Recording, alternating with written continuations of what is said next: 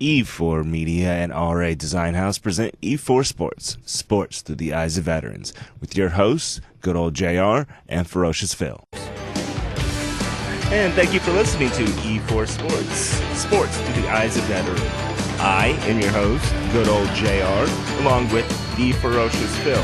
Today we have a special guest. His name is Aaron Wilson, and he covers the Houston Texans for the Houston Chronicle.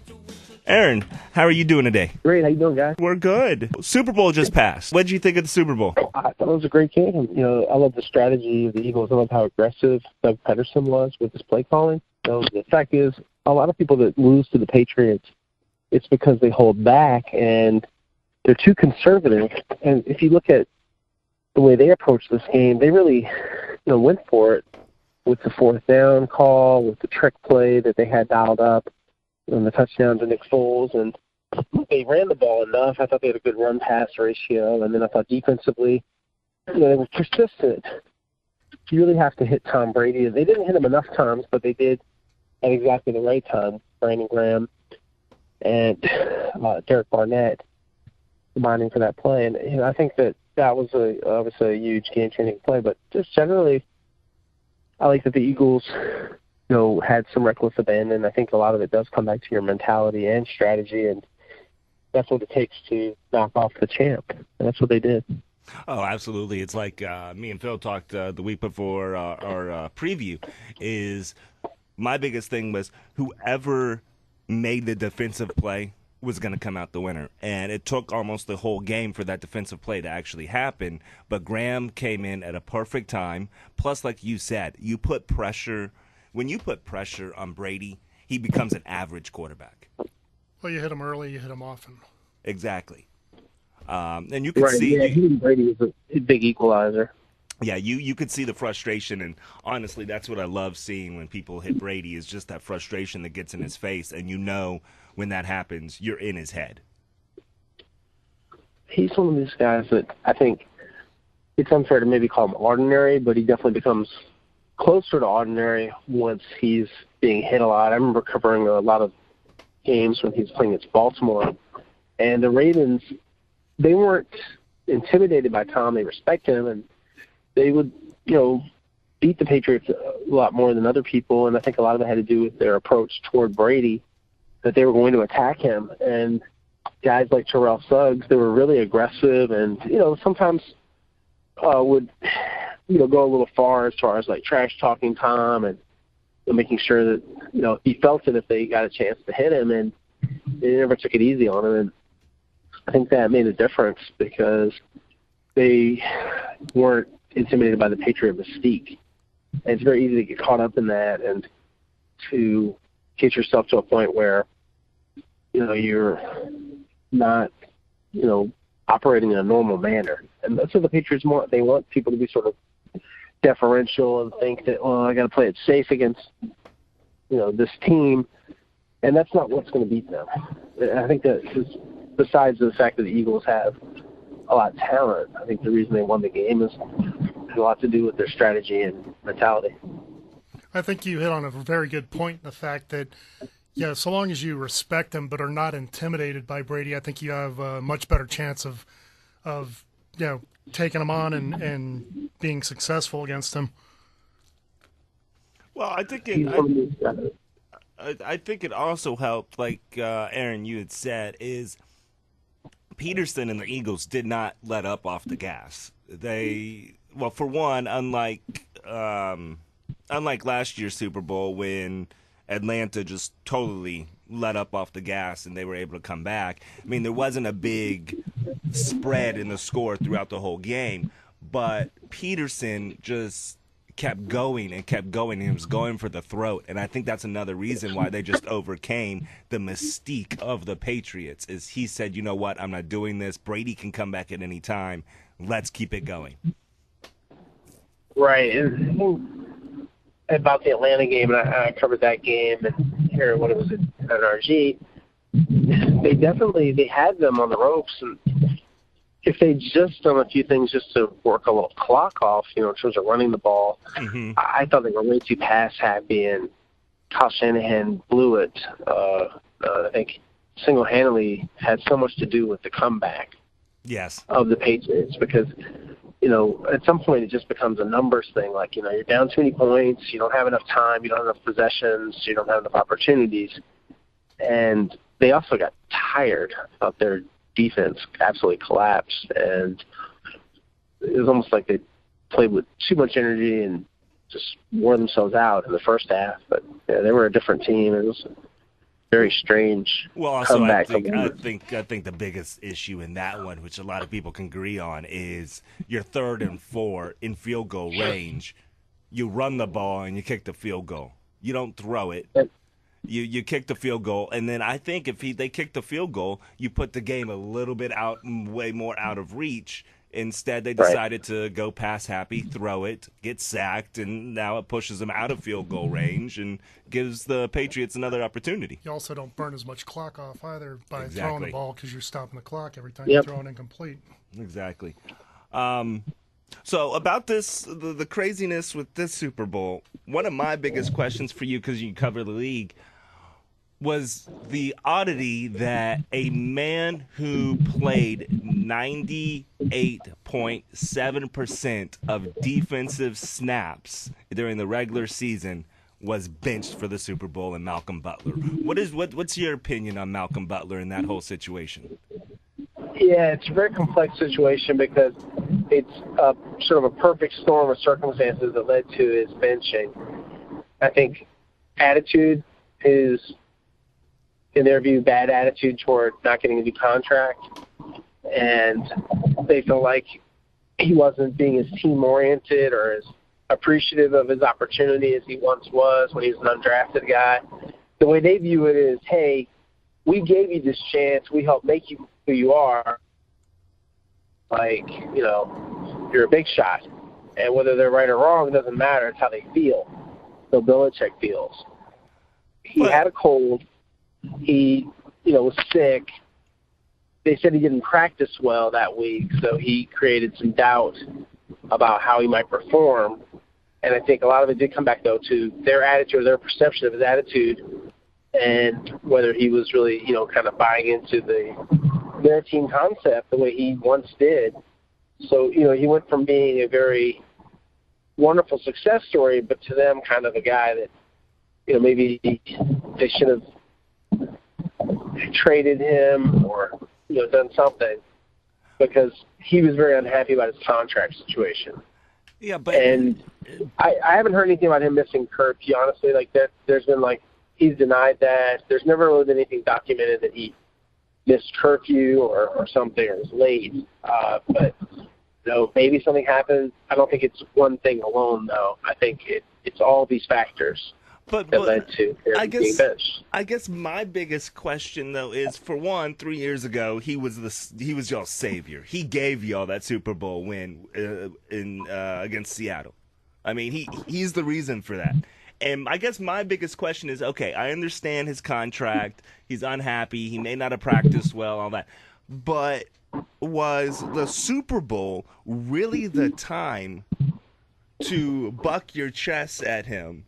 When, if you look back at it, and we mentioned this last week, a few years down the line, you could look at it that if Malcolm Butler had been out there in coverage, Foles may not have been able to throw the way he did. So my biggest thing was Belichick choosing that time, the best time for the team.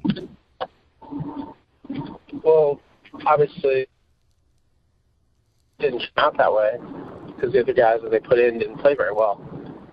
But, maybe Bill thought he'd be a liability somehow based on what he saw in practice, to see, what was he like, how did he feel. And he hasn't really contradicted much other than the rumors about curfew to say that he wasn't doing anything wrong. Oh yeah, I think he's gone, and we'll get later in the show. Yeah, but he's gone. He basically said goodbye to them, and that was his goodbye on Instagram. And he won't be back with the Patriots, and he'll probably make some money with someone else. Obviously, the new team will ask the Patriots, hey, what happened? Oh yeah, and absolutely. They'll hope for some clarity about that. But yeah, I think it's a strange situation. Yeah, and as you said, Belichick is one of those coaches that he wants blind loyalty. He doesn't want you questioning what he's doing. He wants you to basically buy into the plan, hook, line, and sinker, and do what you're asked, and not cause any waves. Right. I mean, to me, he's not the primary reason they lost the Super Bowl, but I think if you look at their defense, and Matt Patricia got the Lions job, but I didn't really feel like he had a really great defense. I don't agree. think they've replaced him. I don't think they've replaced Chandler Jones very well. That's one guy that I think they miss a lot. Same They thing with Chris try Long, too. Yeah, Chris. I mean, Chris gave him a lot of good edge setting and hustle and leadership. And if you go back even further, are they as physical without Rob Ninkovich? No, Rob's retired now, but I mean, he probably had a little more left in him, and they're just, I think, are lacking in terms of elite talent. They didn't think Jamie Collins really was all in, but Jamie was a very athletic linebacker. Right. So I don't know. I mean, I think they've got some holes on defense that they really need to fix. I agree with you. I thought going into the season, I thought that New England's defense was not going to be as good as what it wound up being. And Patricia, I think, actually kind of got a little more out of him than he probably should have. But I do agree with you. I don't know that Patricia's going to be totally successful in Detroit. Well, yeah, we'll have to see on that. But I don't know that Patricia may be ready for the head coaching thing, but he certainly sold himself to Detroit. He might be ready. It's a lot of it comes back to leadership and the vision that if he shares one with Bob Quinn, their general manager, and just how they communicate and how they see players and what's his scheme going to be like. I think it was good that they're keeping Jim Bob Cooter to be the offense coordinator and keep working with Stafford and making things happen with the offense. But, they have some big free agent decisions like Ziggy Ansah, and it's expensive to keep a pass rusher like him, so, they're going to do that. But, yeah, I think they wind up franchising Ansah, but do you think they wind up keeping Abdullah? Patricia's a smart guy. I think he's got a chance. The only problem is just, what's he going to be like once he's, not a lieutenant, now that he's a general. Military parlance. Now that the Super Bowl is done, let's look at last season overall. What was your biggest shock? What was your biggest shock on a player level, and what team amazed you the most in last season? When I look at players, there were so many injuries. I think it really did water down the season.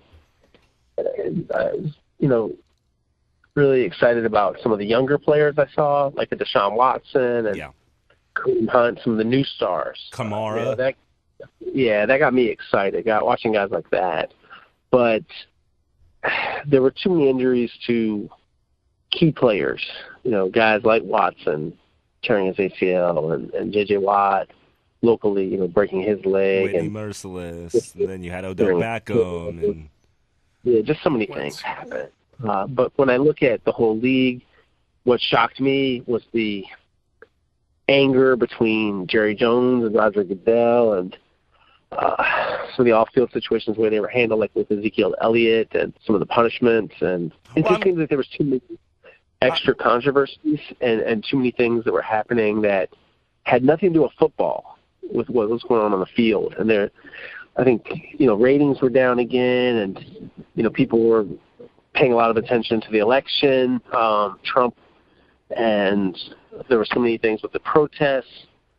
I think they've really got to get back to just making it about the game and putting these things aside. But there's too much. I think it's hurting the product.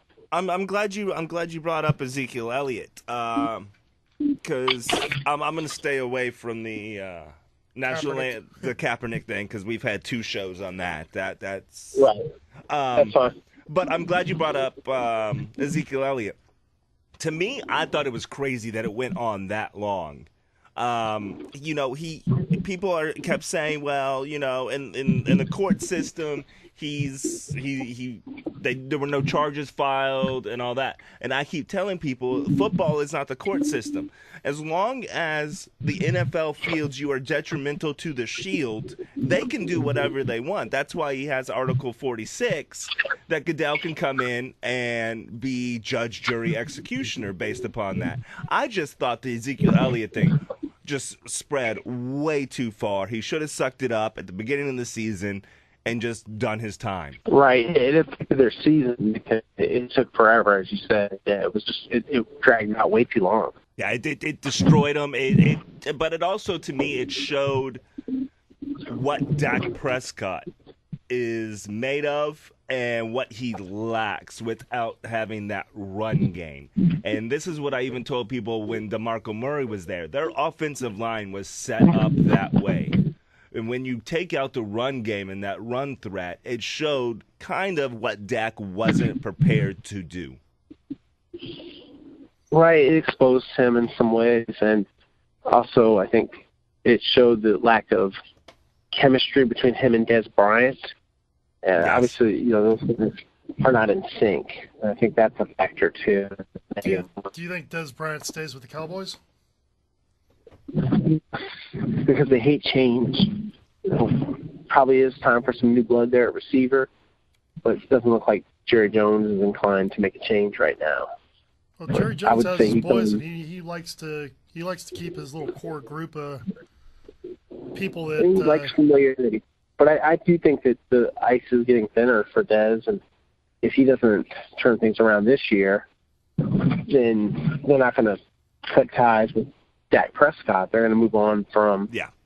Dez Bryant. Dak has become Jerry's boy. I mean, there's got to be some detrimental fall off for Jerry to move away from Dak. I think Dak is his new Romo in mind. That's my expectation. He's going to give Dak almost unlimited leash right now and see where it goes from there. Absolutely. Before we move on to some Texans conversation, one other thing I wanted to ask you, officiating. The biggest thing, the catch rule. What can we do about the catch rule? I'm under the assumption that, strip it all down. Don't subtract, don't add. Just take it away and build another rule using fundamentals of the catch.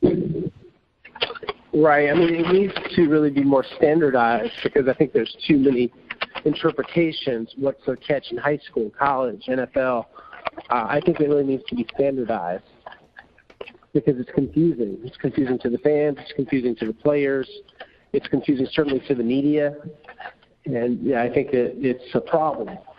It keeps coming up too often, guys. Yeah, it's an unfortunate situation. And I do think the officials, you got to make it really simple for them. They're asking a lot of these guys who survive the ground and all these things. Did he make a football move? Did he become a runner? I don't know. Yeah. To me, you should know what a catch looks like. Catch is a catch. I do like getting both feet in. I think that's okay. I'm good with that part of it. Yeah. And control and the trapping aspect of it. But I think those things are key and clear. But some of this stuff, just give the officials a little bit of credit. Let them make some judgment calls too. Exactly, and then in a way, that's really what it is it's got to be a judgment call. The league is watching on replays and stuff. The official's right there. Sometimes you don't need to waste the time of going to replay. You look at the Super Bowl when Zach Ertz made that touchdown. That automatically should have been a touchdown. New York should have never called the officials over to the replay booth. That took way too long. It was a catch. He became a runner. It crossed the goal line, or it crossed the plane. It was a touchdown. I think it was a waste of time to look at that. But then you also got other plays that weren't even looked at. Right. It's getting too complicated. That's the problem. Yeah. Absolutely. Really need to be standardized, and I think that would help things a great deal. Everybody's just under such scrutiny nowadays. Everyone wants to micromanage every aspect of the game and oh, is it a catch? Is it not a catch? They're looking at it in super slow motion, which is not what you're looking at when the play happens. Yeah, when you see the play, you make your call, and 99% of the time, you're going to be right on the money with what you saw.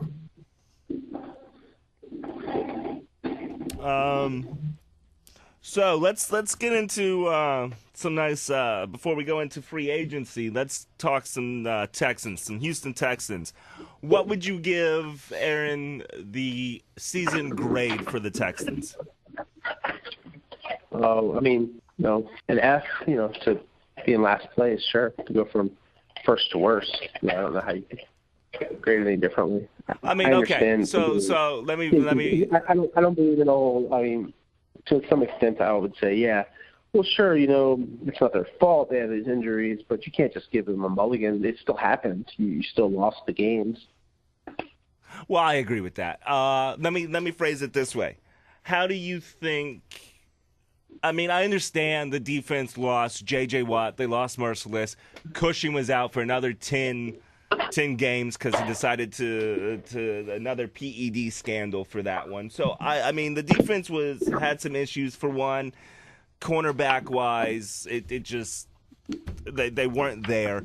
But what would you grade Vrabel's first year as defensive coordinator? Do you think he actually made it?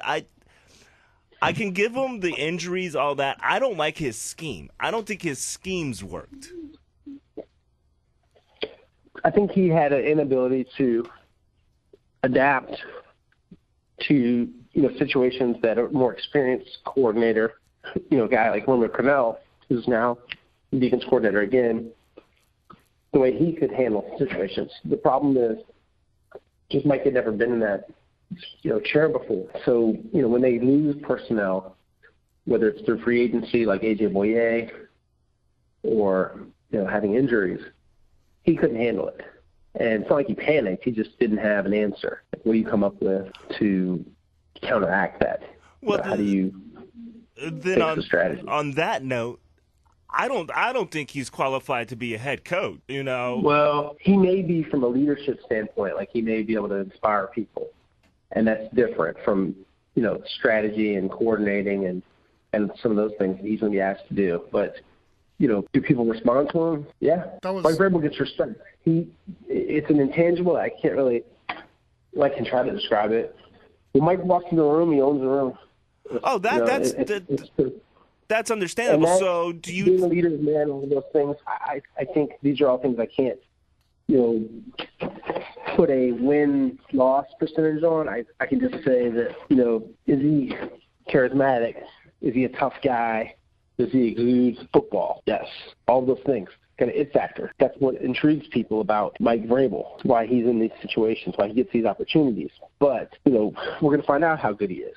So do you think he's going to leave more of than all the play calling and stuff to offensive coordinator, defensive coordinator, and he's just going to be that overseer? He's not just a rah-rah. I mean, I think he'll be heavily involved in the defense, and they have some good defensive players. But, yeah, I think that offensively he's going to have to, defer some to LaFleur, and he should. I think that would help them, behoove him and the Titans. But I know this, that some of the things he believes in, some of the college concepts, some of the things he has from Urban Meyer, those may work really well with Marcus Mariota. And I think that, having a guy that is kind of fresh from the college ranks like Mike, it's only been a few years since he was working at Ohio State. I think that's where this game's headed. Okay. Too athletic. I was going to ask you about Mariota. Do you think he's going to bring somebody in special to help Mariota achieve that next level? I mean, they hired who they hired. I mean, they had LaFleur. I think LaFleur is a smart guy. I believe he was in Washington with Griffin. So, working with the Shanahan way back. So, yeah, I think that he'll add something to that, conversation and be able to help him. I mean, I look at what I said last week when we were talking about Vrabel was I figured that the man can get the team organized. He's going to be a motivator, and he's going to wind up, like you said, he's going to be focusing more on defense, although he's going to be looking at the overall team. But his actual action towards the Titans is going to be probably more on the defensive side and leave the offense to the experts as far as that side of the ball goes. But I feel like he probably got hired for his motivation and his organizational skills, and probably the coach, being that he came from New England and studied under Belichick. Right. But the thing is, the view on him is that you're hiring him based on what he's going to be like eventually, not just what he's like today. Like Mike Tomlin was hired when he had a pretty thin resume. Steve Bisciotti, the Ravens owner, used to about John Harbaugh that he'd rather hire someone, earlier than he should than never hire them. True. A big question I have for you. It's kind of a loaded question, especially with Arian Foster's podcast that just came out this week. Give me your thoughts on the whole Dwayne Brown issue. Not only the holdout, but his kind of confrontational attitude with management, especially with Bob McNair. And is he the one do you think he's the one that officiated that trade with Seattle? I believe the owner did want him traded, yes, and told Rick Smith to get him out of there. Yeah, I think that's pretty obvious. As far as Dwayne, Dwayne had kind of talked his way off the team. I think it was a strategy as well as him, feeling the way he did. So, yeah, Dwayne's an outspoken guy, and, he's not afraid to speak his mind. He was tired of holding his tongue for such a long time. And I think he spoke up for a lot of guys. I wish they could have said the things he said, but, make no mistake about it. It was also a money thing. He was upset about his contract and the organization's stance. But if they'd handled him differently, the whole thing could have been a lot different. He could still be here. They could have a left tackle. They don't have any left tackle right now. Yeah, because he did come out on that podcast with Arian Foster and say he did want to stay. He did want to keep playing here. He wanted to stay. He liked it here. Yeah, he loved his teammates. He wanted to be here. So then that's really more of, would you put that more on Bob McNair, or would you put that on Rick Smith? Rick Smith. Yeah. Bob and Rick, yeah. Okay. Yeah, the coaches were in here. I mean, I agree. I thought he was an incredible left tackle. Bro, he protected everybody. Every quarterback you look at, whether they were good, bad, Osweiler, or whatever, he was that cornerstone that kept them on their feet. I think one of the other issues for the Texans this year, though, was the failure to have developed a backup quarterback. I mean, I know they drafted Watson, but as far as depth at quarterback, yeah, you had a slew of quarterbacks, but none of them had really developed into much. And I'm kind of curious. I think Savage is probably gone. And for that matter, I think he could probably use a change of venue regarding team-wise. He definitely won't be back. So, yeah, he's gone. What's the future the Texans hold with the new GM now? It's a lot different. As you see, we've been reporting on some exits, some guys leaving, some firings, and some guys that, they're not going to bring back in personnel primarily. But, yeah, there's going to be a lot of new names, and I think they'll be more aggressive. Remember, they pretty much sat out free agency last year. I think they'll be heavily involved this year. Well, that is a great transition, Aaron, because that is actually what we're going to talk about right now. We have a little less than a month before free agency opens up. Phil, do you know who has the largest salary cap? Cleveland. Cleveland has over $111 million in cap space. Not to mention they own 4 of the top 35 picks, I believe, in the draft. First, 4th, 33rd, and 35th. So that right there is a heck of a lot of ammunition to play with. And you could see if Cleveland really wanted to, I think, Cleveland could really disrupt the league by offering ridiculous contracts to just about any player they wanted to. The big thing is who wants to go to Cleveland and buy into what they're selling? I mean, they're not playing with Confederate money. I mean, I think there are going to be guys that want to play there and want to make, a lot of money playing for the Browns. The Browns have a good future, possibly, with the new general manager and all the picks they have and the cap space. I think the Browns, I don't think they're going to be, winning the division anytime soon, but yeah, they'll turn things around probably with the new regime. Well, they have 2 guys that came over from Green Bay, if I remember correctly. Elliott Wolf is one of them. Elliott Wolf, yeah, and 3 actually. Dorsey came from the Chiefs, but he used to work in Green Bay, and then they brought 2 Green Bay guys, Alonzo Highsmith, who used to work in the Oilers, and a young guy named Elliott Wolf, Ron Wolf's son. I think if they want to, they can pretty much go out and sign whoever they want to. They can make a play for Jarvis Landry. They can make a play for Cousins. There's you got linebackers out there. The one fellow from Philadelphia that would be a great team leader is going to be coming up for free agency. And with the draft, I mean, they could conceivably, if they got a 3-year plan, they could come along and really put together a nice little team if they want to throw that money out there. I don't really see Cleveland landing Cousins. Cousins wants to get paid, yes, but he wants to go to a contender. I think that's the biggest thing in Cousins' mind. Yes, he wants a nice paycheck. He deserves a nice paycheck. He's tired of the tagging. Of course, he gets paid with the tags. But I think he's ready to go to that contending team. And like Aaron said, I think the Browns have a good future, Yep. But it's not an immediate future. No, and that's why I was saying they probably have a 3-year plan that they're trying to put together. And honestly, I mean, I could see Cousins. There's several teams I could see Cousins going to. Denver, I think, is going to be looking for a veteran quarterback. If Cousins buys into Elway's philosophy and their game plan, Denver still has a decent defense. Denver could wind up signing Cousins and then drafting a running back at number 5 and go from there. What do you think, Aaron? Yeah, I think that the Browns would be probably better served maybe getting someone like A.J. McCarron, who they attempted and been successful to trade for before the deadline last season, and then maybe hedge their bets with a rookie that they draft and develop and don't have to throw into the fire the way they did with Deshaun Kaiser. But, yeah, I think they'd be good to have a veteran like McCarron instead of Cousins. My sentiments exactly. I agree it'd be a with nice that. bridge if they draft a Rosen or somebody like that. If they draft Rosen or Mayfield. well, I don't think Mayfield is necessarily in their plans. I think right now, the 2 top guys for Cleveland that they're looking at, well, 3 guys, probably are Rosen, Darnold, and Josh Allen out of Wyoming. And A.J. McCarron would be he's going to put it this way. A.J. McCarron is going to probably be the standard for what other quarterbacks are going to be starting out at, but A.J. McCarron is not going to be making like Garoppolo money,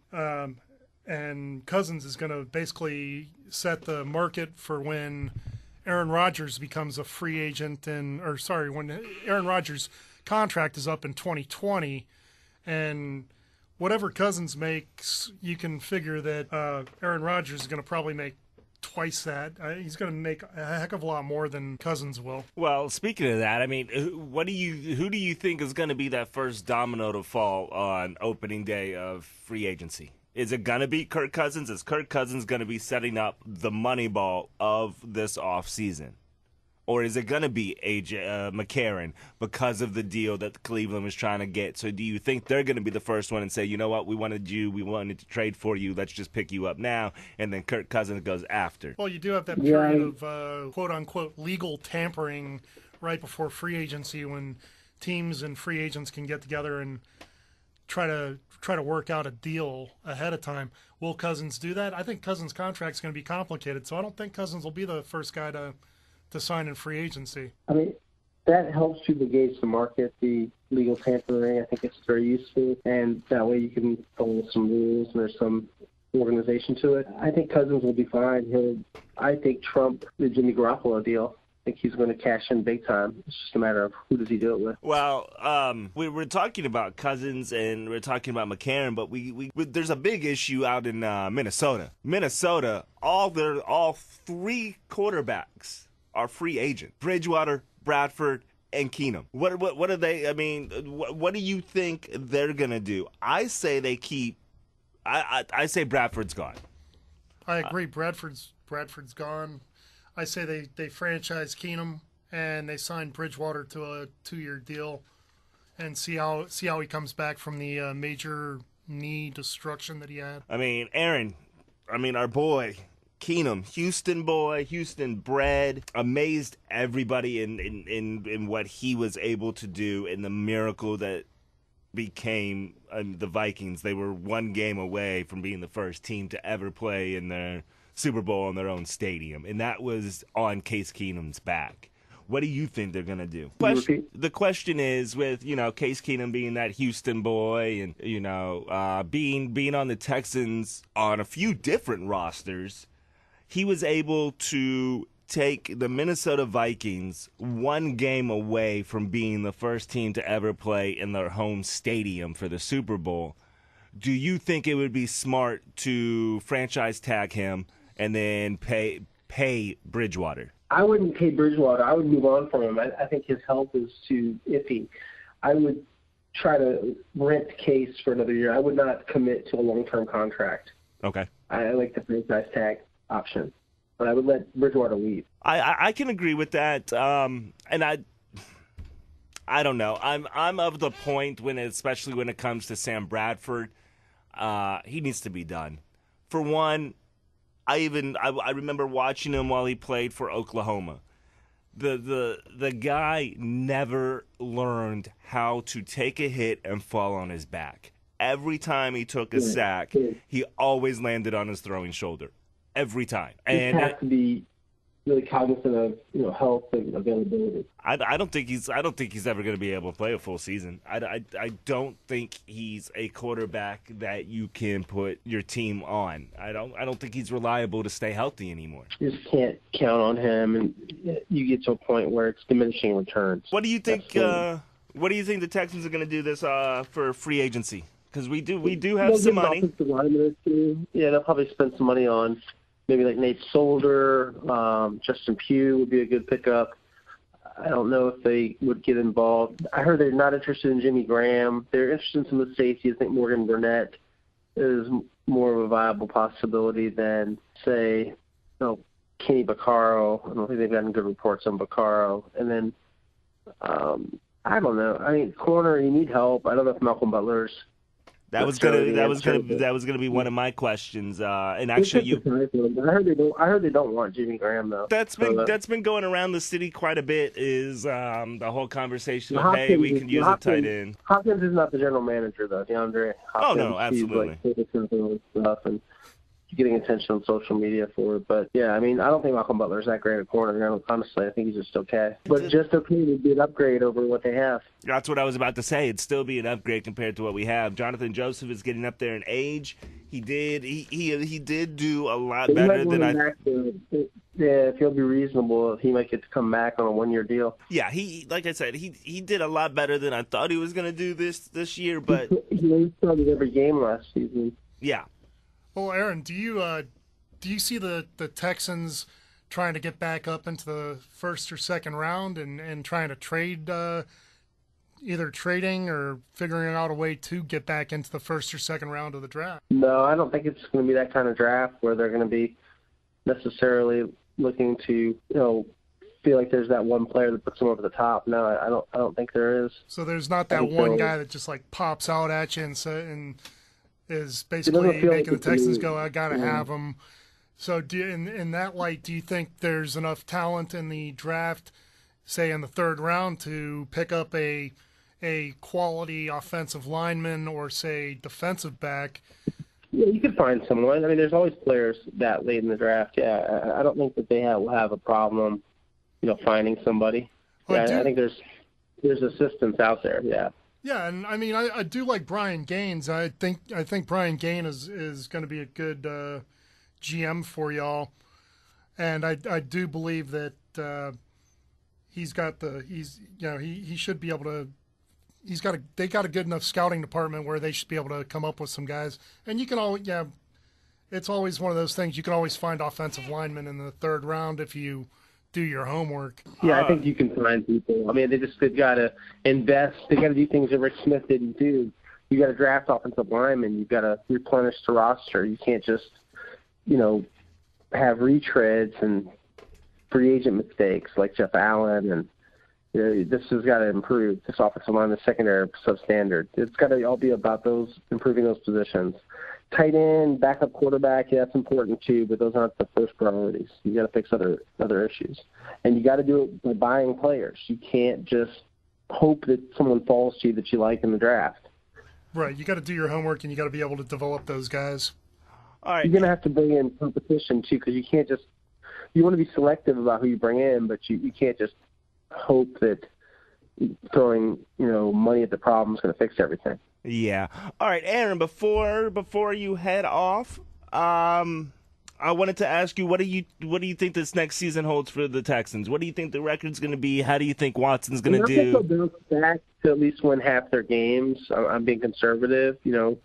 I think best case, maybe they win 10 or 11, and that gets them back to the playoffs.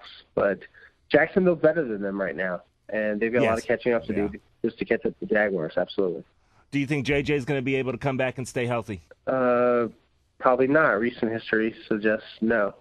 So, my thoughts on him playing 16 games, I don't think so.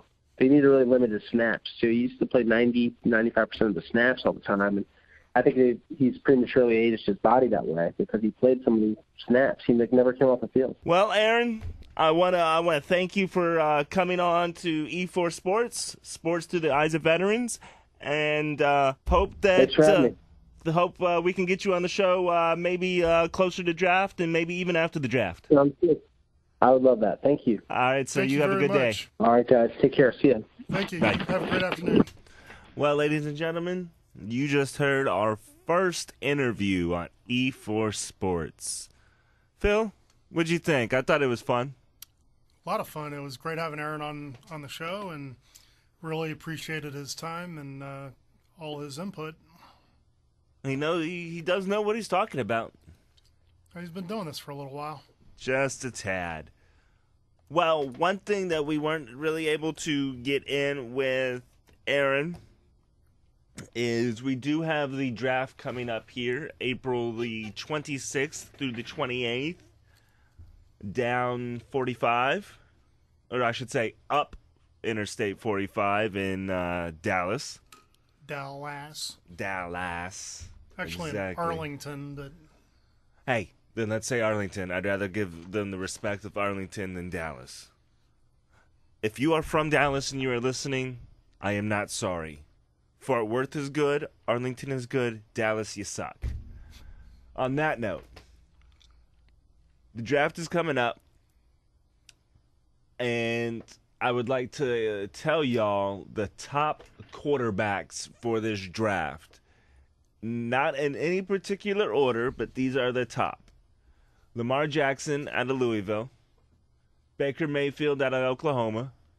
Josh Rosen out of UCLA. Sam Darnold out of USC. Josh Allen out of Wyoming. Mason Rudolph out of Oklahoma State. Riley Ferguson out of Memphis. And Luke Falk out of Washington State. The reason why I'm only stating those is we are now going to talk about teams that are in dire need. Maybe not dire need. Maybe dire is an over-exaggeration of the word. But we do have some teams that do need to start looking at quarterbacks. First team I want to talk about is the Patriots. I mean, the Patriots unloaded two prospects in quarterback. One that has done amazing and he's undefeated as a starting quarterback in Jimmy Garoppolo. And then they got rid of Jacoby Brissett earlier to the Colts. So now you got to look at it. They've got to do something. I don't see them bringing in anybody in free agency, but Brady in his age, I mean, all it takes is one bad hit and he's gone. Well, he's on the wrong side of 30 to start with, and for that matter, he's on the wrong side of 40. And I think Brady doesn't have. Brady said he wants to play till he's 45. I don't necessarily see it happening. It could. He could surprise us all. I think Brady may have a couple seasons left. I think pride's gonna keep him going a little longer than he probably should. But you have at least 8 teams right now that are going to be looking for quarterbacks, or at least you have 6 teams that are definitely going to be looking for quarterbacks, and you got 2 that are possibles. And out of those teams right now, you got the Giants, you got the Jets, you got Buffalo, Arizona, Denver, Cleveland again, and the 2 possibles, Pittsburgh and Miami. Miami, could be looking at a quarterback. I've read a lot about them potentially taking a quarterback in the first round. Mayfield has come up several times in that conversation. Well, the Giants, if you look at it, the Giants are in a great position. They're drafting second. So, I mean, you have, let's say, Cleveland picks and goes Josh Rosen, which Josh Rosen has come out and said he does not want to, well, he recanted his statement that he wasn't going to play in Cleveland, even if he got drafted there. He says he will, but I think that's because he just wants to get drafted first overall. I could see another, Eli Manning situation. Eli Manning and Phillip Rivers, right? Yes, sir.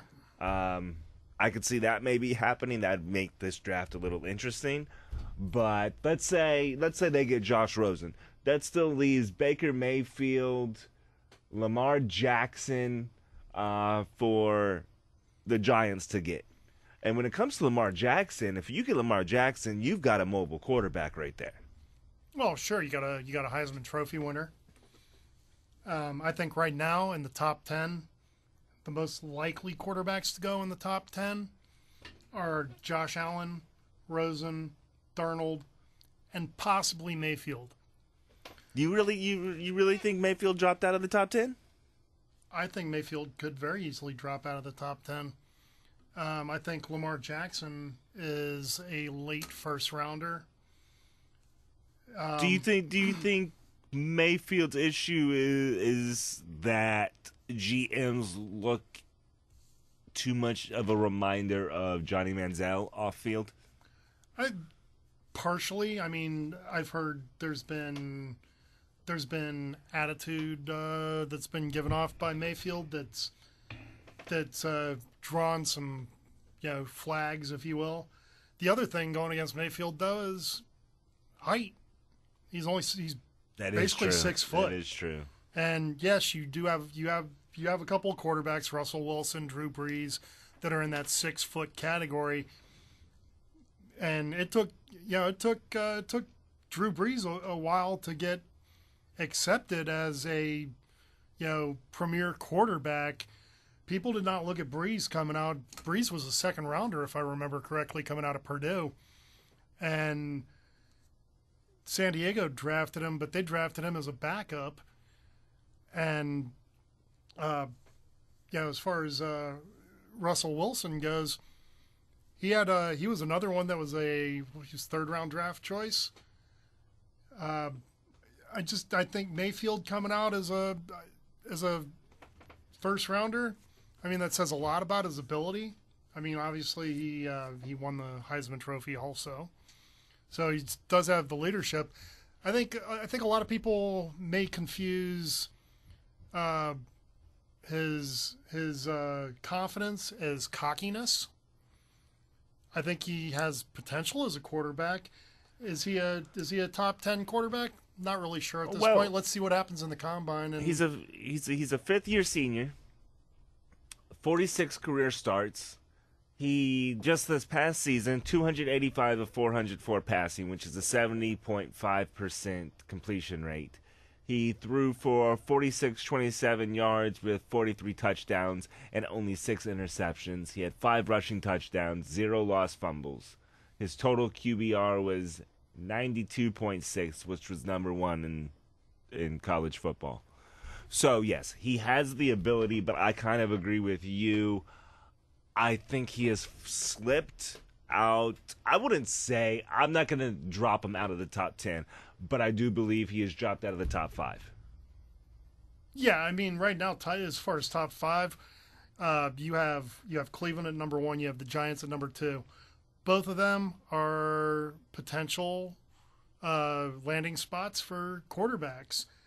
At number 5, you have Denver, who I still think winds up taking. I think they're going to be in the market for a veteran quarterback. I don't know that Elway wants to draft a quarterback and develop him. I think he would be more comfortable taking a quarterback out of free agency, especially being able to handpick somebody that will buy into a system and go from there. Well, it's like I talked about with Aaron. when it comes to the draft, they've failed. They failed with Simeon, and they failed with Lynch. Yeah.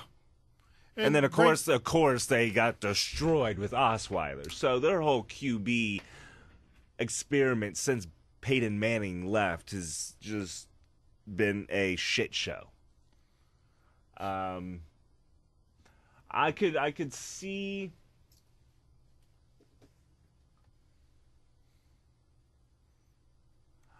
I see Josh Rosen can maybe be that kind of Denver quarterback with the right veteran mentorship. He's a nice tall guy, 6'4". He's got 30 starts. He was 283 of 452 this past year. 3,756 yards with 26 touchdowns. He doesn't really have a huge interception problem. He did have 10 interceptions compared to 26 touchdowns, 2 rushing touchdowns, 3 lost fumbles, and his QBR of 67.1, which is 42nd in football. Although the one reason that I think Denver is going to have an issue as far as getting a veteran right now, and I mean they can certainly move some money around to do this, and they're going to have to because right now they're basically hurting as far as cap room goes. So if they're going to try and go after Cousins, which would make a lot of sense, I think, they're going to have to clear a lot of cap room and make that space. Well, if we want to talk, like I was mentioning the Giants, I could see them kind of maybe going more Lamar Jackson route or even Indianapolis. Yes, Indianapolis has Andrew Luck. I got that. We don't know what he's going to be like this year. We don't know what the shoulder's going to do. He did have lacerated, kidney. I mean, he's coming back from a lot. So we're going to have to see what he's capable of doing. But the Colts are drafting third.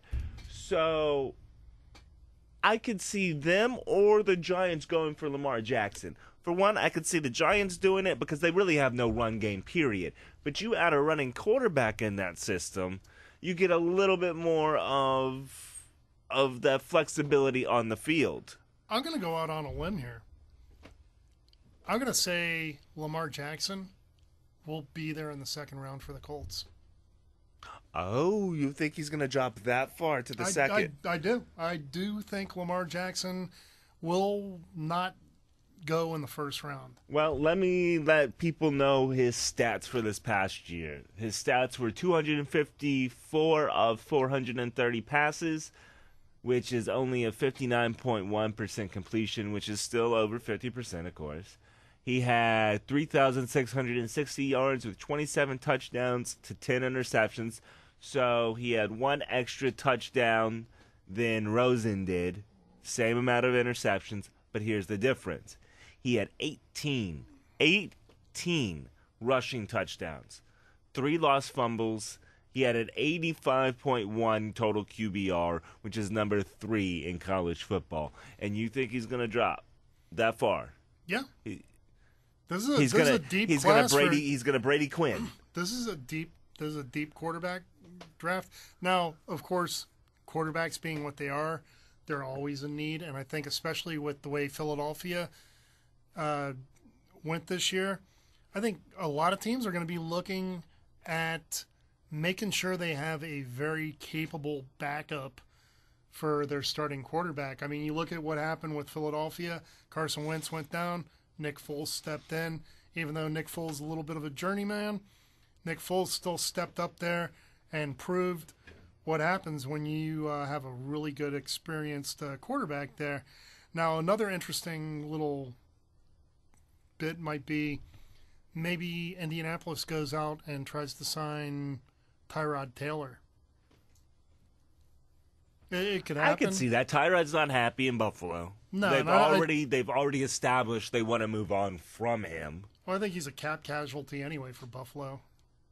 Yeah, but Buffalo has a hard position. They like Cleveland, they do have 2 picks in the first round.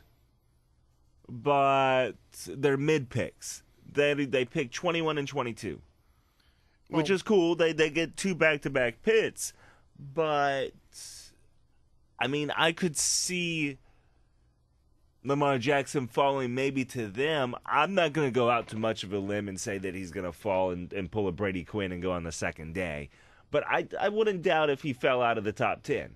Jackson could very easily fall to Buffalo, and that would not be that would not be a really ridiculous thing.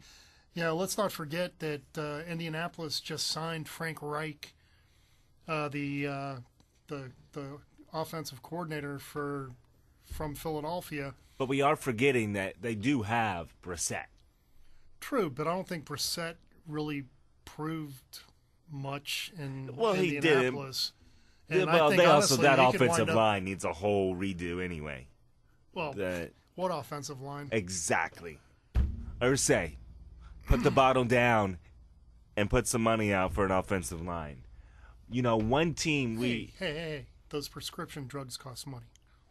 Oh, that's right. Put the bottle cap back on. One team that we have not thought about is the New Orleans Saints. Yes, Breeze is going to be coming back, but Breeze is also on the other side of 30. Oh, yeah. And as you can see this past year, and what I have told people is they're already starting to kind of move away from him with that running game. With now that they are able to set up a running game with Ingram and Kamara, they're starting to transition away from the throwing and everything that Breeze has done. So do you think they go out, maybe not in the first round, but do you think sometime if, let's say, Jackson falls down, do you see New Orleans maybe coming up in the second, third round and picking up a quality QB to learn under Breeze? Because Breeze ain't going to last as long as Brady did. Well, Breeze is 39 years old. He's going to wind up working out an extension with the Saints. Oh, absolutely. Because I say $50 million guaranteed, 3 years with a voidable third-year option. It could be something ridiculous. I mean, Breeze could wind up getting a really ridiculous contract, and not that he doesn't deserve it. I mean, he's earned it. But from what I've been reading, he signed an extension a couple years ago. They're going to be able to void the last year of that contract, which would make him a free agent. And I still think that they wind up keeping him in New Orleans, signing him to a probably 3 or 4 year contract. 2 years of it are going to be guaranteed, and it's going to be just like we were saying earlier. Aaron Rodgers is going to get probably 3 Brinks trucks worth of money when he re-ups in 2020. Expect Drew Brees to get 2.5 truckloads of money. He's going to get a slew. And as far as New Orleans goes, I could see them going in the second or third round. Second round, possibly going after the kid from Oklahoma State, Mason Rudolph. Yep. I'm very proud of today's show. I am proud of the fact that we had our first guest on the show, a Houston Chronicle contributor for the Houston Texans. Once again, thank you very much, Aaron Wilson. Shout out to you. Appreciate you coming on the show. Thank you. And if y'all want to hit him up on Twitter, that is at Aaron Wilson _NFL. Again, at Aaron Wilson _NFL. And if y'all ever want to ask a question or talk about sports, hit me up at JR with Sports. Again, my Twitter tag is at JR with Sports. And Ferocious Phil is at Philip Polizzi 1. That's at Philip POLIZZI and the number 1. Next week we will be talking more free agency, dabble in a little bit of the draft, not much, but we will also be straying away from football a little bit, talking a little bit of NBA, seeing how we are going into the All-Star break this weekend. We will also be touching a little on baseball and spring training. So on behalf of Ferocious Phil, this is good old JR. have a fun and basketball dunk-filled weekend. Hooah!